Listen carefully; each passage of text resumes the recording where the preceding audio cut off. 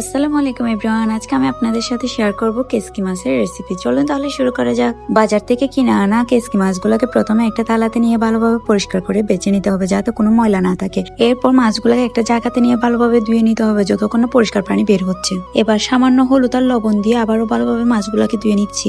এবার চুলায় একটি পাত্র বসিয়ে পরিমাণ মতো তেল দিয়ে দিচ্ছি। তেল গরম হয়ে এলে এতে দিয়ে দিচ্ছি জিরা। এবার দিয়ে দিচ্ছি 2টা পেঁয়াজ কুচি। পেঁয়াজগুলোকে কিছুক্ষণ নেড়ে চেড়ে কষিয়ে নিচ্ছি।